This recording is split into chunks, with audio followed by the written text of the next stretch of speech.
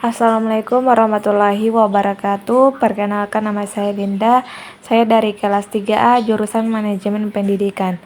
Di sini saya akan mempresentasikan materi tentang perencanaan kurikulum dan pembelajaran yang diampu oleh dosen Profesor Dr. Novianti Dejafri, SPDI, MPDI, tahun 2024. Langsung saja, yaitu konsep dasar perencanaan kurikulum dan pembelajaran dalam konteks pendidikan yang efektif. Perencanaan kurikulum dan pembelajaran merupakan komponen utama dalam menciptakan sistem pendidikan yang efektif. Dalam konteks pendidikan yang efektif, perencanaan kurikulum harus disusun dengan memperhatikan kebutuhan peserta didik, perkembangan ilmu pengetahuan, serta tuntunan sosial dan dunia kerja. Kurikulum yang baik tidak hanya berfokus pada transfer pengetahuan, tetapi juga pada pengembangan keterampilan, sikap, dan karakter peserta didik, agar mereka dapat beradaptasi dengan tantangan global yang semakin kompleks. Tantangan dalam perencanaan kurikulum dan pembelajaran. Perencanaan kurikulum dan pembelajaran yang efektif merupakan hal yang krusial dan meningkatkan kualitas pendidikan.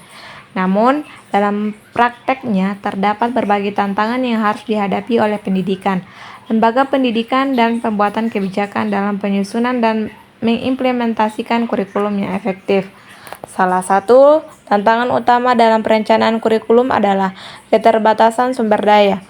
Banyak lembaga pendidikan, terutama di daerah terpencil, menghadapi kekurangan dalam hal sarana dan prasarana pendukung pembelajaran. Tantangan kedua adalah keragaman karakteristik peserta didik. Setiap peserta didik memiliki latar belakang, kemampuan, dan gaya belajar yang berbeda-beda. Dalam satu kelas, terdapat siswa dengan kemampuan akademik yang sangat beragam, mulai dari yang cepat memahami materi hingga yang membutuhkan waktu lebih lama. Adapun kesimpulan dari materi yang saya jelaskan, yaitu perencanaan kurikulum dan pembelajaran merupakan elemen kunci dalam meningkatkan kualitas pendidikan di berbagai jenjang.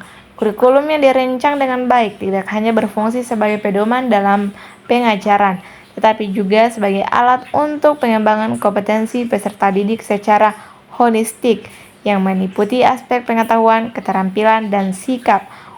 Untuk itu, perencanaan kurikulum harus didasarkan pada analisis kebutuhan yang mencangkup perkembangan ilmu pengetahuan, tuntunan dunia kerja, serta karakteristik peserta didik. Di samping itu, pembelajaran yang direncanakan harus mampu memfasilitasi setiap peserta didik untuk belajar secara aktif, kreatif, dan kolaboratif. Sekian dari materi yang saya jelaskan. Jika ada salah kata, saya mohon maaf. Wabillahi taufiq wal hidayah. Wassalamualaikum warahmatullahi wabarakatuh.